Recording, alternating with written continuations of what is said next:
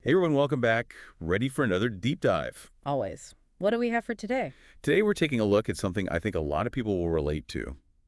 It's about dealing with the after effects, the scars of past financial trauma. But get this. The person in this situation is actually pretty well off right now. It's kind of fascinating, right? Yeah, for sure. Like, how do those two things even exist together? Exactly. We found this post in an online forum, and it's full of these really interesting perspectives. Okay, so break it down for me. What's the story? Okay, so imagine this. You're 28, no debt. You're pulling in a cool 75 grand a year. Not bad. Not bad at all. Right. Plus, you've already socked away 28,000 for retirement and have another 10 grand just chilling in savings. Wow, that's impressive. Like, way ahead of the curve. Totally. But here's the thing. This person, they're like obsessed with saving. Like, they won't spend money on anything that they don't think is absolutely 100% necessary. Sounds a little extreme. I mean, I love saving, but gotta enjoy life a little too, you know? Exactly. And that's where the trauma comes in.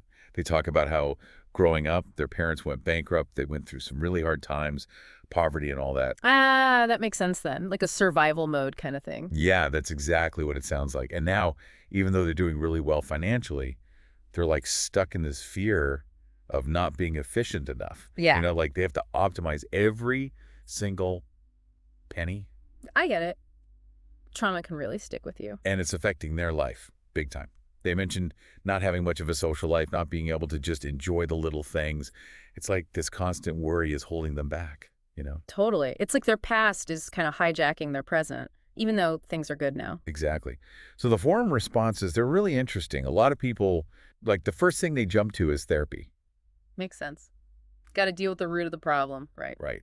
It's not even about learning how to budget better. It's about unpacking that trauma, figuring out where these behaviors are coming from. Yeah, sometimes you need a professional to help untangle all that.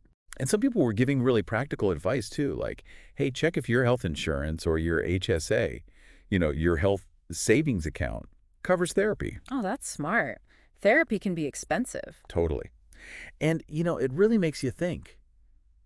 Therapy, it shouldn't be a luxury. It's an investment in your mental health, your emotional well-being. Absolutely. And when you think about it, how we feel emotionally, that totally influences how we handle our money, right? Right. So dealing with those anxieties through therapy, that could like pave the way for a much healthier relationship with money overall. Totally. So, what other advice were people giving? Okay, so another big one was this idea of balanced budgeting. Okay, break that down for me. So instead of thinking of all spending as like a bad thing, people were saying, hey, set aside some money just for fun. Oh, I like that. Like a guilt-free fun fund. Right. Like every month, put a little away, and then you can go to a concert. You can try that new restaurant you've been wanting to try, maybe even take a little weekend getaway. Weekend getaway, yes. Right. And it's not about just spending recklessly. It's about remembering that money, it's a tool. It's supposed to help us enjoy life, not just be this thing we hoard. Yeah, it's like, what's the point of having money if you can't even enjoy it a little, right? Exactly. Yeah. Spending on experiences, on things that make you happy, that create good memories, that's like an investment in your overall well-being too. Agreed. Memories over money sometimes. Totally. Yeah. And, a lot of people were also just straight up encouraging the original poster. They were like, hey, you're doing amazing. Like at 28, having that much saved up is a huge accomplishment. It is. I mean, honestly, good for them. They're crushing it. Right. And it's a good reminder for all of us. Sometimes we just need that outside perspective to appreciate how far we've come. Totally. Like sometimes you get so caught up in the grind, you forget to look back and see how much you've achieved. Exactly. And get this, there were some really deep philosophical comments too.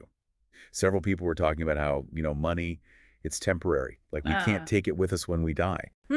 That's deep and true. Right. And it really makes you think, how do we want to use this thing we call money to actually live a good, fulfilling life? It's a big question. It is. And maybe it's about giving ourselves permission to enjoy little things, without feeling guilty. Especially when you've already built that solid foundation. Maybe it's about shifting our mindset from just accumulating wealth to using it to create experiences, to build relationships, to make memories. That's a great way to put it. Shifting the focus. Right. So for everyone listening, think about this. If you were the person in this forum post, which piece of advice would really speak to you? What steps could you take, to start dealing with any financial anxieties you might have and to move towards a healthier, happier relationship with money? Something to really think about. It is. Thanks for diving deep with us today. We'll see you next time. See you then.